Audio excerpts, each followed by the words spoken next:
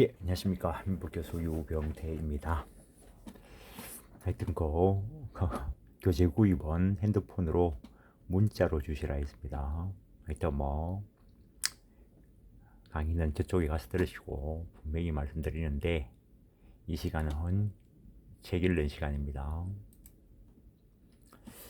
일단 도예 정도는 그냥 머릿속에 완전히 들어 있어야 되는 거고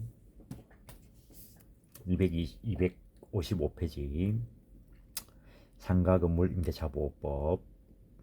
상가 건물 임대차에 있어서 사회적 경제적 약자인 임차인들을 보호함으로써 상가 임차인들의 경제 생활 안정을 도모하기 위하여 상가 건물 임대차 보호법이 제정되었으며, 상가 건물 임대차 보호법은 상가 임대차 보호법, 민법 임대차에 관하여 특례를 규정함으로써 상가 임차인들의 경제 생활 안정이 목적이기 때문에 이 경우에는 자연인, 법인 모두가 적용 대상이 된다라는 것을 말하는 것이고, 상인법 적용 대상 상가 건물이어야 되고 사업자 등록 대상으로서 보전금이 일정액 이하라야 한다는 거.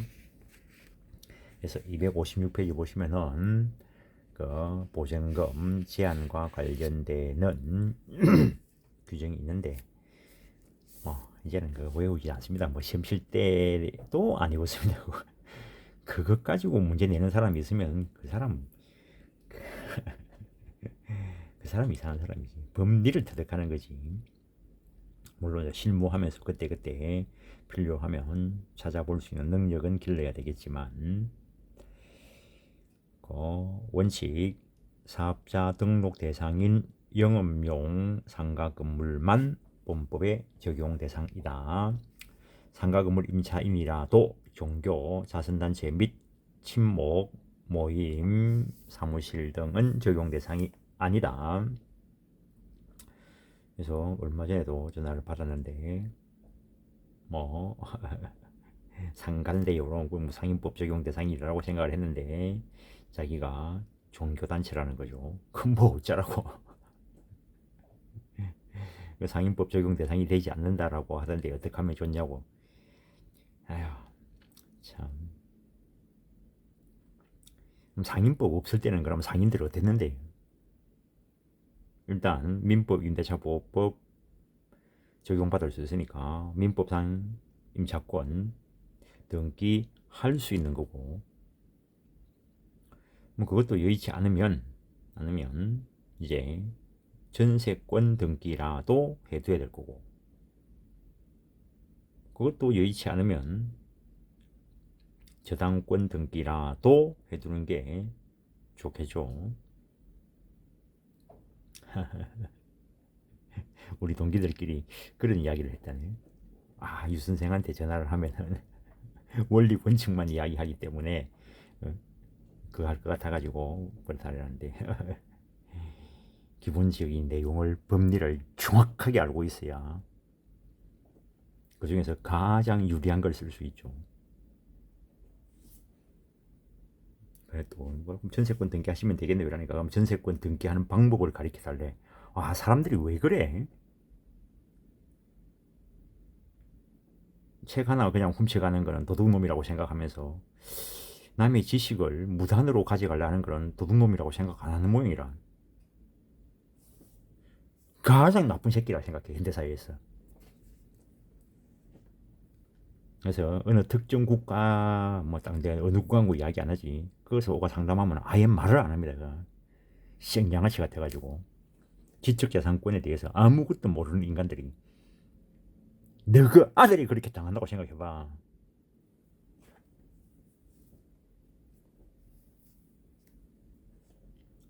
특히 중개 사는 사람들은 자기는 온갖하면서 툭하면 전화해가지고 그냥 무료로 물어본다고. 하지 마세요. 그거 내 무료 상담하는 사람 아니라고. 그건 법률구조공단에 전화하든지. 내 개인 사업자라고. 개인 사업자. 열받으면 내만 손해지. 강조하는 겁니다. 종교단체, 자선단체, 친목 모임, 사무실로 상가를 임차하더라도 상가 건물 임차 보호법 적용 안 된다. 그럼 다른 방법으로 보호받을 방법을 마련해 둬야 된다는 거예요. 이때 상가건물 임대차보호법 적용 대상이 되는 상가건물에 해당하는지의 여부는 공부상 표시가 아닌 건물의 현황이나 용도 등에 비추어 영업용으로 사용하느냐에 따라 실질적으로 판단해야 한다. 단순히 상품의 보관이나 제조 및 가공 등의 사실행위만 이루어지는 공장이나 창고 등은 영업용으로 사용하는 것이라 할 수 없으나 그곳에서 그러한 사실행위와 더불어 영리를 목적으로 하는 활동이 함께 이루어진다면 상가건물 임대차보호법 적용 대상인 상가건물에 해당한다. 앞에서 말씀드렸다시피 자연인뿐만 아니라 법인도 보호 대상이 된다는 것. 보증금에 따른 제한 여부 환산보증금 257페이지 보증금액을 산정함에 있어 보증금 외에 임차인이 있는 경우에 월 차임의 100을 곱한 금액을 보증금에 합산한다. 그 다음에 또 근래에 개정된 법에서 보증금액을 초과하는 상가 건물 임대차에도 적용되는 것이 있다는 거죠. 원래 보증금액을 초과하는 상가 건물 임대에는 원칙이 상가 건물 임대차 보호법이 적용되지 않고 민법 원리대로 해야 됩니다. 모든 걸 민법이 바탕입니다. 옛날에 뭐 중개사 강의하는 어떤 또라이 새끼가 특별법은 특별히 필요하고 민법은 일반법이기 때문에 뭐 필요 없다 그런 말을 하는데 그게 웃기는 그게 웃기는 거고 특별법은 없어도 됩니다. 옛날에 특별법 없었습니다. 일반법이 민법 가지고 다 처리했지. 상황의 필요성 때문에 편리함 때문에 특별법을 마련한 거고 그래서 그 특별법이 없으면 일반법이 적용되는 거죠. 맨날 특별법 만들다가 이상한 곳으로 가는 것도 있지. 대통령령이 정하는 보증금액을 초과하는 상가 건물 임대차이어도 대항력, 인도와 사업자 등록, 계약갱신 요구권, 권리금 회수기회 보호, 3기 차임 연체에 따른 해지, 표준 권리금 계약서 작성에 관한 규정은 적용한다라는 거. 상가 임차권의 대항력, 상가 임차권의 대항력이 있는 경우 상가 임차권의 대항력 발생 요건 및 존속 요건으로서 상가의 인도와 사업자 등록이 필요하다. 물론 갖춘 다음 날부터 대항력이 발생한다. 라고 되어 있죠. 상가건물 임차인이 임대차 보증금 반환 채권에 대하여 상가건물 임대차 보호법 소정의 대항력 또는 같은 법 소정의 우선 변제권을 가지려면 상가건물 인도와 사업자 등록을 구비하고 확정 일자를 받아야 된다. 사업자 등록은 대항력 또는 우선 변제권의 취득 요건일 뿐만 아니라 존속 요건이기도 하므로 경매 시 배당받아 완료하면 배당 요구 종기까지 존속하고 있어야 된다는 것.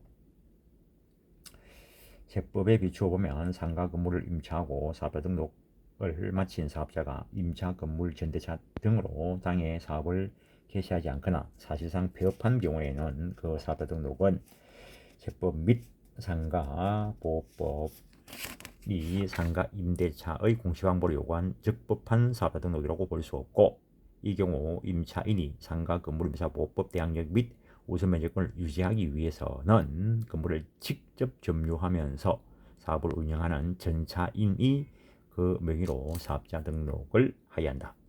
그럼 사업자 직접 사업하는 전차인이 점유하고 사업자 등록을 하면은 대항력을 가지는 사람은 임차인이라는 거죠. 그 다음에 밑에서 한번 또한 위 각 법령의 위 각 규정에 의하면 사업자가 상가 건물 일부분을 임차하는 경우에 사업자 등록 신청서에 해당 부분 도면을 첨부해야 하고 이해관계인은 임대차의 목적이 건물의 일부분인 경우 그 부분 도면의 열람 또는 제공을 요청할 수 있도록 하고 있으므로 건물 일부분을 임차한 경우 그 사업자 등록이 제3자에 대한 관계에서 유효한 임대차 공시 방법이 되기 위해서는 사업자 등록 신청 시 그 임차 부분을 표시한 도면을 첨부하여야 한다라는 것. 일부 임차인 경우에 그렇죠. 한 3줄, 4줄 내려오면 사회통념상 그 사회등록의 도면이 없어도 제3자가 해당 임차인이 임차한 부분을 구분하여 인식할 수 있을 정도로 특정되어 있다고 볼 수 있는 경우에는 그 사회등록은 제3자에 대한 유효한 공시방법으로 볼 수 있다. 대항력 발생 시기 인도와 사회등록 신청한 다음 날부터 대항력이 있다.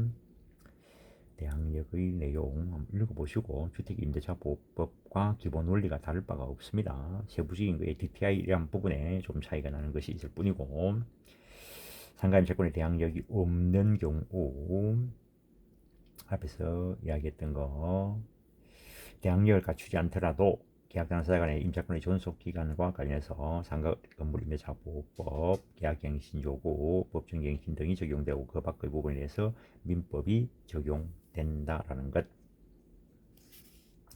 상가 임대차의 존속기간 기간에 정함이 없거나 기간을 1년 미만으로 정한 때에는 그 기간을 1년으로 본다.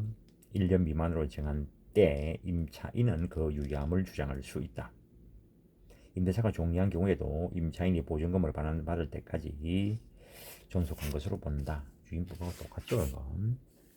상가 임대차의 갱신, 약정에 의한 갱신이야. 자기들끼리 얼마인지 알 수 있고 상가 임대차에서 임차인의 계약 갱신 요구권, 상가 건물 임대차 보호법에서 기간을 정하지 않은 임대차는 그 기간을 1년으로 간주하지만 대통령령으로 정한 보증금액을 초과하는 임대차는 위 규정이 적용되지 않으므로 원래 상태 그대로 기간을 정하지 않은 것이 되어 민법의 적용을 받는다. 그때 뭐 기간이 정함이 없을 때 당사자는 언제든지 해지 통고할 수 있고 부동산이니까 임대인이 해지 통고할 때는 임차인이 해지 통고받은 날로부터 6개월이 경과함으로써 효력이 생긴다라는 것. 근데 임대 기간이 정해져 있음을 전제로 기간 만료 6개월 전부터 1개월 전까지 사이에 행사하도록 규정된 임차인의 계약갱신 요구권은 발생할 여지가 없다라는 거. 그다음에 행사 기간과 제한.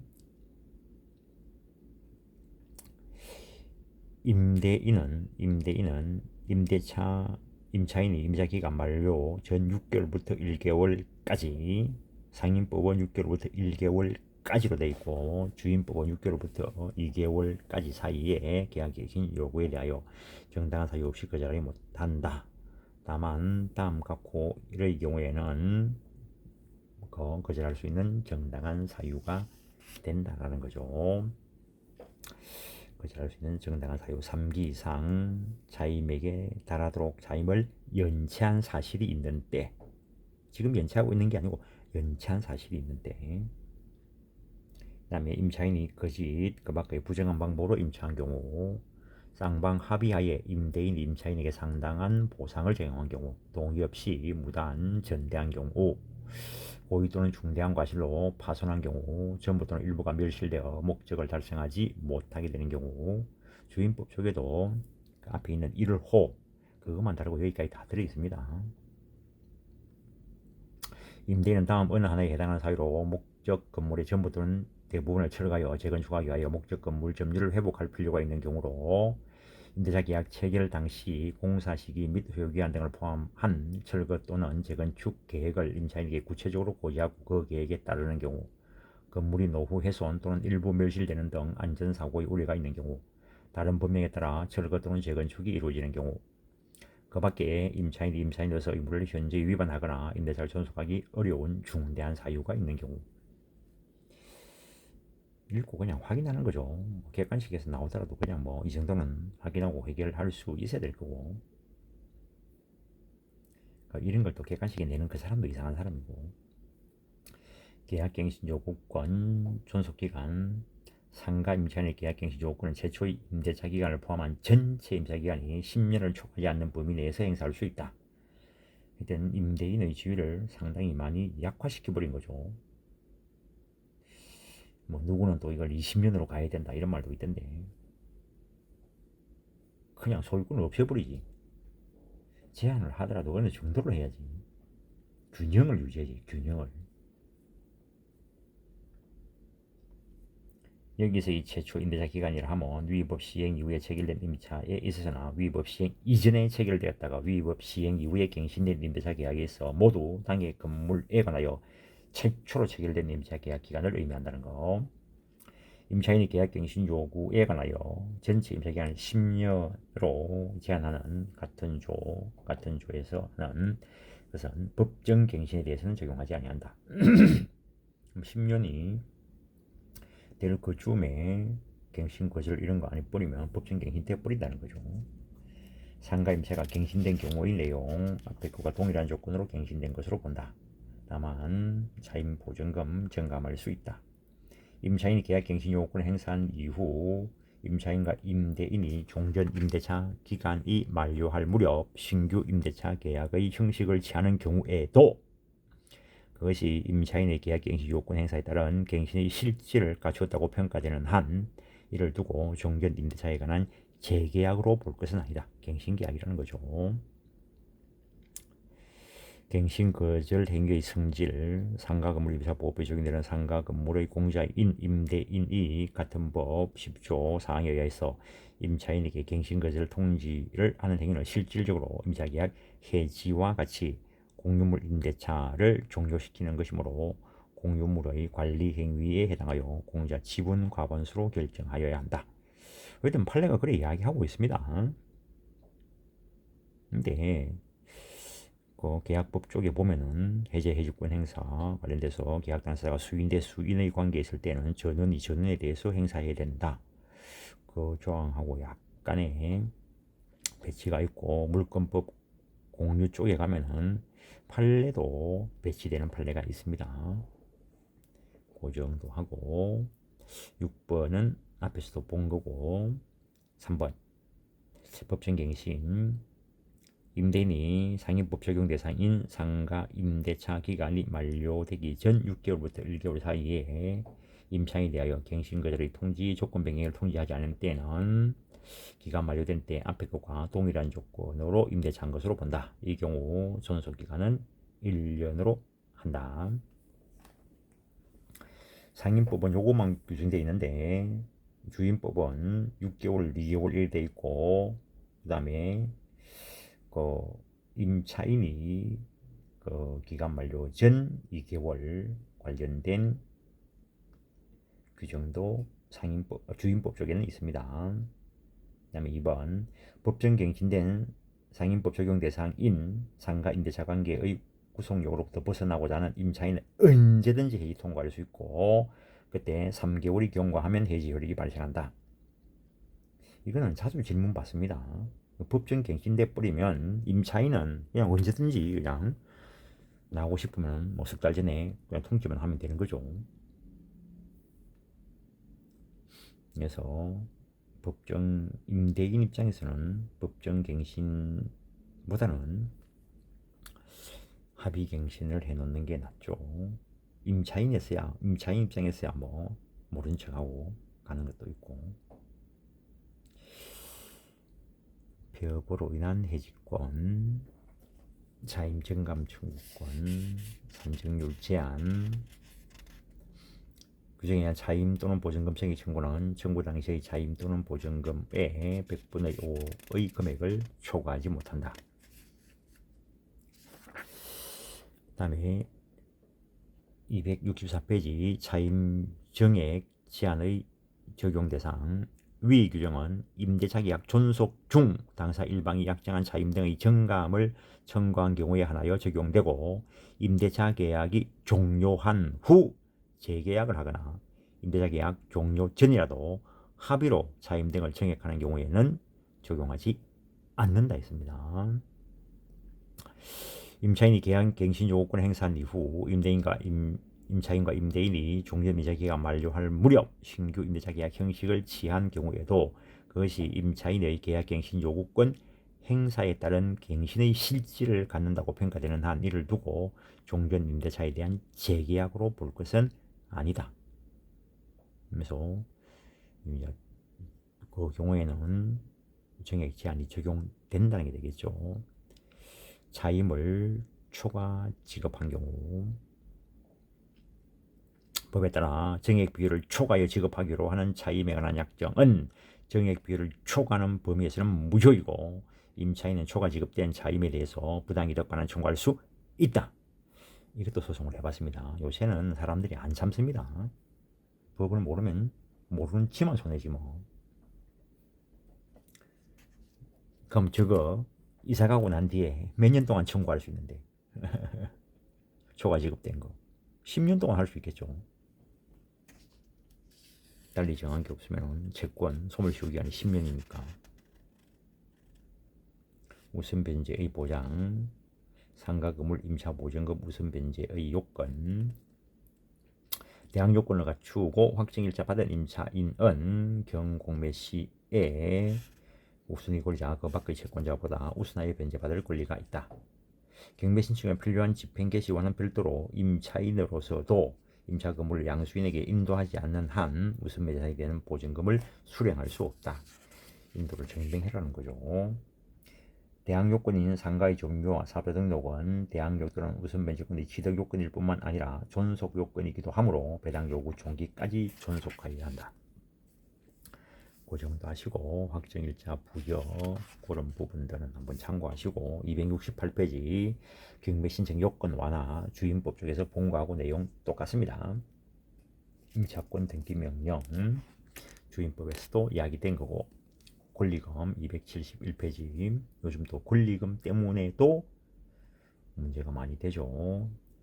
권리금이란 임대차 목적물인 상가 건물에서 영업하는 자 또는 영업을 하려는 자가 영업시설 비품, 거래처, 신용, 영업상 노하우, 상가 건물 위치에 따른 영업상의 이점 등 유형, 무형의 재산적 가치의 양도 또는 이용 대가로서 임대인, 임차인에게 보증금과 차임 이외에 지급하는 금전 등의 대가를 말한다. 이제 상임법 쪽에 권리금 규정이 들어왔고 이걸 보호하기 위해서 규정을 두고 있었는데 이 규정 없을 때도 판례가 어느 정도 보호를 했습니다. 밑에 판례 그 다음에 권리금 횟수기의 보호 임대인은 임대차 기간이 끝나기 6개월 전부터 임대차 종료 시까지 다음 각호의 어느 하나에 해당하는 행위를 함으로써 권리금 계약에 따라 임차인이 주선한 신규 임차인이 되려는 자로부터 권리금을 지급받을 것을 방해해서는 안 된다. 방해하면 손해배상의 문제로 연결됩니다. 하지 말아서 안 해야지.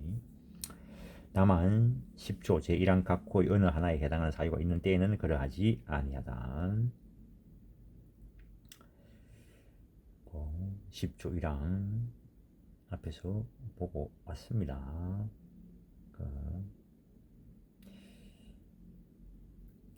임차인이 주선한 신규 임차인이 되려는 자에게 권리금을 요구하거나 임차인이 주선한 신규 임차인이 되려는 자로부터 권리금을 수수하는 행위 임차인이 주선한 신규 임차인이 되려는 자를 하여금 임차인에게 권리금을 지급하지 못하게 하는 행위 임차인이 주선한 신규 임차인이 되려는 자에게 상가 건물에 관한 조세 공과금 주변 상가 건물 차임 및 보증금 그 밖의 부담에 따른 금액에 비추어 현재의 고액의 차임과 보증금을 요구하는 행위 그 밖에 정당한 사유 없이 임대인, 임차인이 주선한 신규 임차인이 되려는 자와 임대차 계약 체결을 거절하는 행위.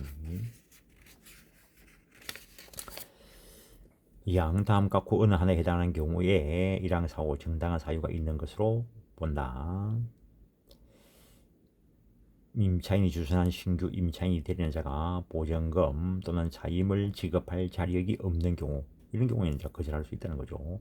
임차인이 주선한 신규 임차인이 되는 자가 임차인으로서 의무를 위반할 우려가 있거나 그 밖의 임대차를 유지하기 어려운 상당한 이유가 있는 경우 임대차 목적물인 상가 건물을 1년 6개월 이상 영리 목적으로 사용하지 아니한 경우 임대인이 선택한 신규 임차인이 임차인과 권리금 계약을 체결하고 그 권리금을 지급하는 경우 임대인이 1항을 위반하여 임차인에게 손해를 발생하게 한 때는 그 손해를 배상할 책임이 있다. 이 경우 그 손해배상액은 신규 임차인이 임차인으로 지급하기로 한 권리금과 임대차 종료 당시 권리금 중 낮은 금액을 넘지 못한다. 사망에 따라 임대인에게 손해배상을 청구하는 권리는 임대차가 종료한 날로부터 3년 이내에 행사하지 않으면 시효 완성으로 소멸한다. 그 정도 하시고 274페이지 권리금 적용 제외 대상도 있다는 거 그 다음에 각종의 조정위원회 또 들어있다는 건 그 정도 하고 278페이지 보면 표가 있는데 조문을 가지고 비교해서 숙지해 놓으십시오. 특히 그 중개사 하시는 분들은 매매보다 임대차를 더 많이 하죠. 그러면서 임대차에 대해서 다른 사람한테 질문을 한다. 그건 좀 곤란하죠. 자기가 전문가가 돼야 되는데. 279페이지 고용 그대로 봅니다. 요즘은 대부분 근로기준법이 적용될 것이기 때문에 근로기준법 적용 안 되는 경우에 이제 민법상 이 고용의 법리가 적용되겠죠. 고용은 당사자 1방이 상대방에게 대하여 노무 제공할 것을 약정하고 상대방에 대하여 보수 지급을 약정하는 유상상 문학성 분료식의 계약이다. 고용, 도급, 현상 광고, 위임, 임시 결국에 이게 사람의 노무를 이용하는 것인데 이용하는 방법에 약간씩의 차이가 있다는 거죠.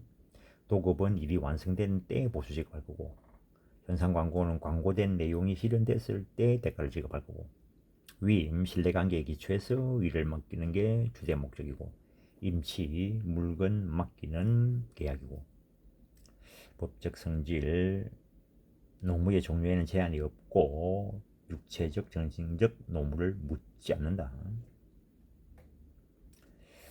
보수의 지급을 목적으로 하는 계약이다. 판례도 고용은 노무를 제공하는 노무자에 대하여 사용자가 보수 지급하기로 하는 계약이므로 고용계약에서의 보수는 고용계약의 본질적 부분을 구성하고 따라서 보수 지급을 전제로 하지 않는 고용계약은 존재할 수 없다. 보수 지급에 관한 약정은 그 방법에 아무런 제한이 없고 반드시 명시적일 것을 요하지 않고 관행이나 사회 통념에 비추어 노무 제공에 보수를 수반하는 것이 보통인 경우에 당사 사이의 보수에 관한 묵시적 합의가 있다고 봄이 상당하고 다만 이러한 경우에 보수의 종류와 범위 등에 관한 약정이 없으므로 관행 등에 의하여 이를 결정하여야 한다. 근로기준법상 근로계약과의 관계 근로기준법은 근로기준법에 정하는 근로계약이란 근로자가 사용자에게 근로를 제공하고 사용자는 이에 대하여 임금 지급할 것을 목적으로 체결된 계약을 말한다라고 규정하고 있는데 이 근로계약은 민법 고용계약의 특수한 형태이다. 따라서 특별법인 노동관계법이 우선 적용되고 거기에 규정이 없으면 민법이 보충적으로 적용된다는 것. 근로기준법 적용 범위 근로기준법은 상시 5명 이상 근로자를 사용하는 모든 사업 또는 사업장에 적용한다. 다만 동가는 친족만을 사용하는 사업 또는 사업장과 가사 사용인에 대해서는 적용하지 아니한다. 상시 3명 이하의 근로자를 사용하는 사업 또는 사업장에 대하여 대통령이 정하는 바에 따라서 일부 적용할 수 있다. 이 법이 적용하는 경우에 근로기준법이 적용되는 경우에 상시 사용하는 근로자 수를 산정하는 방법은 대통령령으로 정한다라고 해놨다는 것. 고용의 효력 기본적으로 개념 정리하고 그 다음에 뭐 성립에 대해서 이야기하는데 이제 앞에서 무수히 공부해왔기 때문에 성립 부분을 빼버린 겁니다. 다시 살리를 하다가 만약에 논술형 시험으로 나오면은 본인들은 이제 원리를 찾아가지고 성립에 대해서 생각해 봐야 되겠죠. 이미 의 부분에서 서론 부분에서 다 이야기가 되어 있습니다. 고용의 효력, 노무자의 의무, 노무 제공 의무, 노무의 내용은 계약 내지 관행에 의해서인다. 만약 사용자가 계약하지 않은 노무 제공을 요구하면 노무자는 이에 응할 의무가 없고 그러한 경우에는 해지할 수 있다. 특수한 기능을 필요로 한 노무를 제공하기로 약정한 경우에 노무자에게 그러한 기능이 없으면 사용자는 해지할 수 있다. 당연한 이야기고 어느 정도 지시 복종 관계가 있을 거고 부수적 의무 노무자는 선량한 관리자주의로서 노무를 제공하여야 하며 당연하겠죠. 출근해가지고 맨날 그 다음에 계속적 채권관계의 특성상 비밀 유지 의무 그 다음에 경업 피지 의무, 수뢰 금지 의무 등 부작위 의무와 노무 제공과 관련하여 신의칙상 적극적인 행위를 할 자기 의무를 부담한다. 사용자의 의무, 보수지급 의무 보수지급 시기는 당사의 약정이 없으면 관습에 따르고 관습도 없으면 노무가 종료된 후 지체 없이 지급해야 한다. 특약이 없는 한 후급이 원칙이다. 노무자의 보수 채권은 3년간 행사하지 않으면 시효로 소멸한다. 그다음에 노무 급부청권을 제3자에게 양도하지 않을 의무. 노무자는 사용자의 동의 없이 제3자로 하여금 자기에게 가름하여 노무를 제공하지 못하며 사용자는 노무자의 동의 없이 그 권리를 제3자에게 양도하지 못한다. 위반하면 해지할 수 있다. 판례는 근로자를 그가 고용된 기업으로부터 다른 기업으로 적을 옮겨 다른 기업 업무에 종사하게 하는 이른바 전적, 파견 업무 말하는 거겠죠. 종래 종사하던 기업과 근로자 사이 근로계약을 합의해지하고 이적하게 될 기업과 사이에 새로운 근로계약을 체결하는 것이거나 근로계약상 사용자의 지위를 양도하는 것이므로 동일 기업 내의 인사 이동인 정근이나 전보와는 달리 특별한 사정이 없는 한 근로자의 동의를 얻어야 효력이 생긴다. 전적, 아예 적을 옮기는 거 동의 얻어야 된다. 안전배려 등의 보호 의무, 노무자의 성실 의무에 대응하는 것이다. 사용자는 근로계약에 수반되는 신직상 부수적 의무로서 사용자가 노무를 제공하는 과정에서 비용자가 노무를 제공하는 과정에서 생명, 신체, 건강을 해치는 일이 없도록 인적, 물적 환경을 정비하는 등 필요한 조치를 강구할 보호 의무를 부담하고 이러한 보호 의무를 위반함으로써 비용자가 손해를 입은 경우에 이를 배상할 책임이 있다. 당연한 이야기고 요새는 중대재해법 이런 거 만들어져 가지고 좀 더 심각하게 생각해야 되는 부분이 있죠. 고용의 종료, 기간 만료. 민법상 고용기간에 대해서는 아무런 규정이 없다. 따라서 고용계약의 존속기간에 정함이 있으면 그 기간 만료로 고용관계는 종료하는 것이 원칙이다. 법정갱신, 고용기간이 만료된 후에도 노무자가 계속하여 노무를 제공하는 경우에 사용자가 상당 기간 내에 일을 하지 않으면 앞에 고용과 동일한 조건으로 다시 고용한 것으로 본다. 다만 판례는 민법 662조에 의하면 고용계약이 만료된 후 노무자가 계속하여 노무를 제공하는 경우에 사용자가 상당 기간 내에 일을 하지 아니한 때에는 앞의 고용계약과 동일한 조건으로 고용한 것으로 보게 되어 있으므로 당초 해외 취업기간이 1년이었다면 그 연장기간도 특단의 사정이 없는 한 1년으로 연장된다고 봐야 하며 이에 반하는 주장을 하는 경우 그 주장자에게 입증 책임이 있다. 법정 갱신의 경우에 기간의 약정이 없는 것으로 갱신된 경우 660조 규정에 의하여 해지 통과할 수 있다. 660조 이따 보게 될 거고, 법정 갱신의 경우 앞의 고용에 대하여 제3자가 제공한 담보는 기간 만료로 소멸한다. 해지 통과와 관련돼서 기간의 약정이 있는 경우 고용기간이 3년을 넘으면 언제든지 해지 통과할 수 있고 계약은 상대방이 해지 통고 받은 날부터 3개월이 경과하면 소멸한다. 근로기준법 근로계약 1년을 넘지 못한다라고 되어 있고 기간의 약정이 없는 경우 언제든지 해제 통과할 수 있고 실제로는 해지가 되겠죠.